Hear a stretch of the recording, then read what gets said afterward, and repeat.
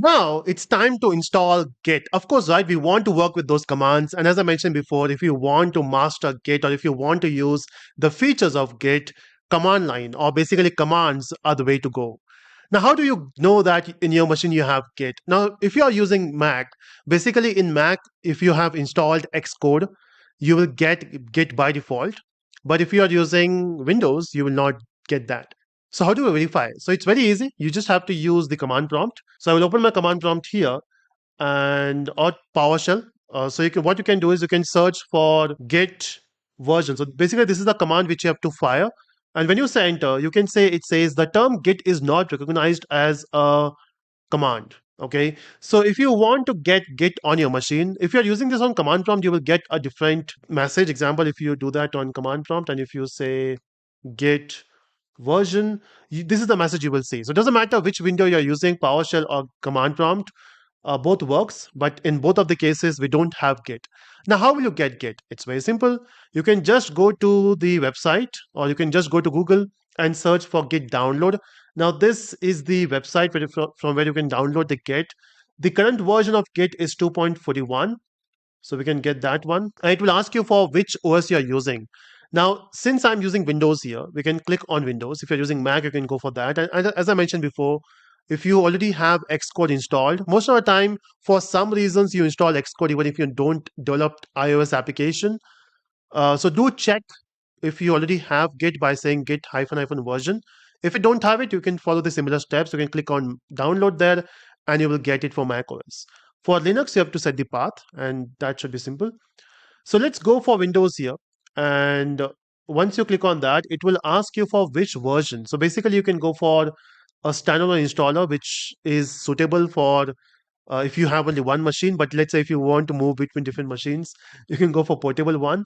But I prefer to go for a setup inside the machine and 64-bit because my machine is 64-bit. So I will click on that. So it's only 57 MB. So depend upon 58 MB. So depend upon when you're installing it, which version you have, you will get that. Now, once you got this download, it's very easy to do the setup. You will say click. So given a prompt, click on yes. Okay. And we don't have a choice, right? We have to accept the agreement.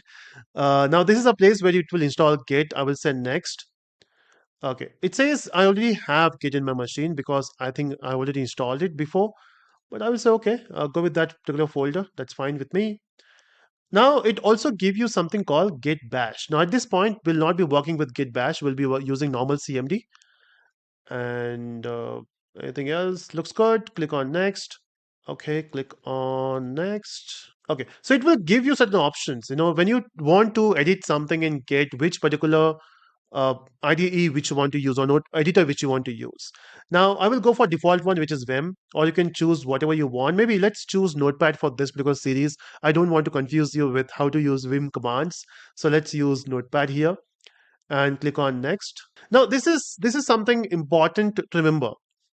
Now when you work with the first command of Git, it creates something called branches. Okay, so we have this amazing feature of branch in Git. Now, by default, you will get one branch which you work with, and they call master branch.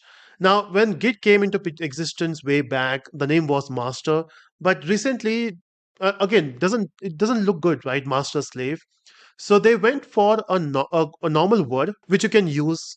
So we got main. So if you can see, we have an option of main here. So I will go for let git decide, and when we are creating the project, we'll make it main. We'll not be using master. Otherwise, you can change it from here as well. That perfectly works. I will say let get decide. Next, and here you can see I'm going to use command line, not git bash. So I will go with that and click on next. Okay, I will use OpenSSH and yeah, OpenSSL. So nothing to change much. I will let you know when you have to change the basic configuration. And fast forward and merge. Yeah. Okay, so when you say git pull, this is what you do select. I will say okay. And next, enable system caching required. Now it provides you some experimental features. We'll not be checking at this point. We'll click on install. Okay, so it will take some time to installation. Let's wait for it. Okay, as you can see, it is installed. I don't want to see release notes. I will click on finish and done. We got the Git setup. Now, how do we verify? Of course, when you open your command prompt or PowerShell, let's say here, if I try to do that once again, you can see it still says Git is not a recognized command. The thing is, after installing Git, you just need to restart your command prompt. And I will again open my PowerShell. Of course, you can search for PowerShell from here, and you can search for Git version, and you can see we got the Git version. So now Git is properly installed.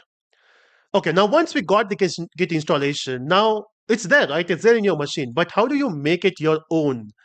Every time you do git commit, every time you want to push something, you need to have your own identity. Of course, we need to know, right, who is pushing the code. Because in Git, we have multiple people working together on the same project. So whenever someone pushes the code on the server, you should know who is doing it. And that's where you need to have your own configuration. The way you can check that is by saying git config. And when you say enter, okay, you can see it will give you certain things.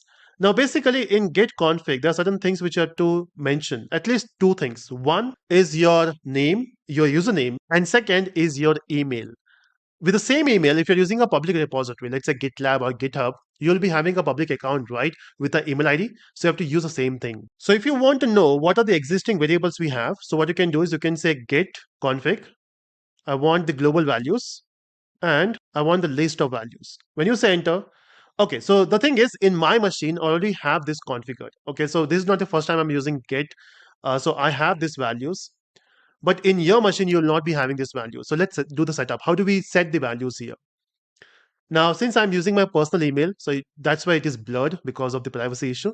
But yeah, so you can use your own email ID there. So how do you set a value? It's very simple. You can say git config.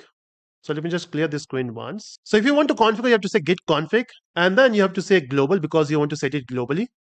And then you need to mention user.name and whatever value you have. So let's say I want to set Naveen here. Enter. So that is what is setting my name there. Next, I want to set my email ID. As I mentioned, you need to set it at least two. Remaining we'll see later. User.email, and I want to set my email ID. And again, for privacy issue, it is blurred. I will say enter and values have been set. Now, if you can check the same command, you will get your details there. So that's how basically you can make this Git your own. Now, how do you create your first project? As I mentioned before, this is not just for coding. You can use Git for any purpose. The moment you want to create something with people, or maybe if you want to create something, maybe you want to write a book, maybe you want to write poetries or essays, you can use Git there and you can maintain the versions of your stories. Now, how will you do that? That we'll see in the next video.